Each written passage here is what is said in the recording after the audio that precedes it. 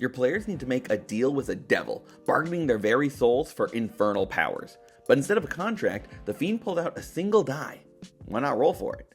Introducing Inferno, a gambling game for D&D that's inspired by the Nine Hells, but could really be used anywhere.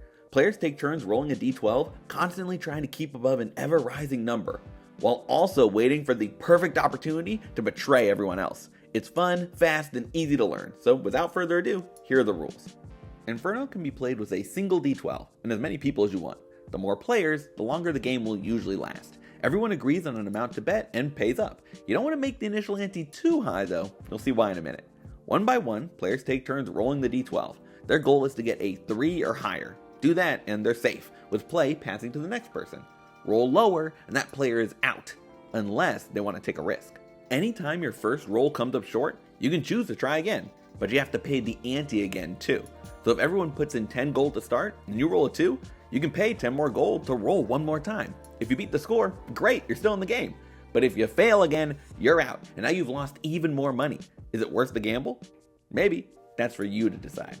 But just like a raging fire rising higher and higher, the number you need to hit is only going up. Whenever each player has succeeded on the same roll, or an unfortunate soul is knocked out of the game, the score to beat increases by 1.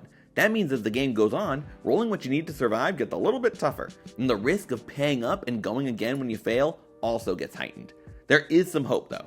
If at any point you roll a 12, not only are you safe for this round, but you automatically succeed on your next turn too.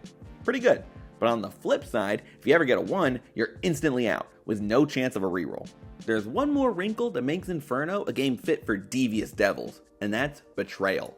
Once per game, you can force a player to re-roll a success, whether it's their first go at it or the second. Use it wisely, and you might end up pushing a friend into the flames, knocking them out when they would have otherwise passed. But if they survive the attempt, now you've got a target on your back too. Do you betray someone early in the game when it's easier for them to still succeed? Or wait till the number to beat gets a little higher, and risk being betrayed yourself before you can act? Those are the questions you'll have to answer when you play Inferno. A few quick notes about betrayal. You can't force someone to re-roll when they get a 12. An automatic success will always be an automatic success. And only one player can betray someone on any given turn, so no dogpiling on one person. You'll have to wait until they go again if they manage to survive the attack. Once the dust is settled and there's only one player left standing, you have your winner. Gold is exchanged, cursors are thrown out, then you start again, with a new person rolling first. That's how you play. Let's run through a quick game of Inferno so you can see how it all works. Our players will be Goblin, Dwarf, and Orc, and each agree to make the ante 10 gold pieces. They pay up, and Goblin will be rolling first. The Inferno starts at 3. Goblin gets a 4, Dwarf rolls an 11, and Orc scores a 6. All good. Since every player succeeded, the Inferno rises to 4. On their next turn, Goblin rolls a 12. Very lucky, because not only do they pass, they'll automatically succeed on their next roll too. Dwarf is next, and they get a 3. Not high enough, but they aren't out yet. They decide to pay 10 more gold and risk a reroll. And this time, they get a 7. They're safe with just a little more at stake now. Orc isn't as lucky. They get a 2, decide to pay up and roll again, and then get another 2. That means they're out, and although they could probably just crush the other 2 players and take the pot, they don't have many friends, so they graciously step down. 2 remain. Because a player was eliminated, the Inferno goes up 1 more, now at 5. Not that Goblin cares, they're still riding high after their 12, so they get skipped this turn. Dwarf rolls a 4. Not good enough, and they consider folding rather than putting more gold into the pot. But they choose to risk it, tossing in 10 more and going again, and this time, they get a 5, right on the number, meaning they're alive.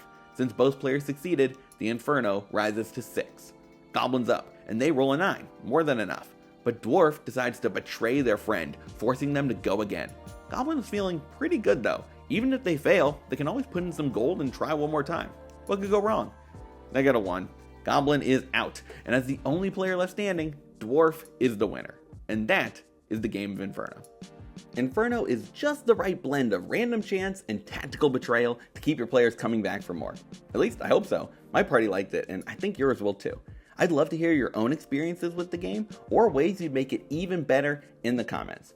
Thanks for watching. If you enjoyed the video, leaving a like is always appreciated. If you want to see more, you should consider subscribing to the Bard's College. I make videos like this on D&D, DMing, and everything in between, so there's more to come. But for now, good luck, and remember, crit your players.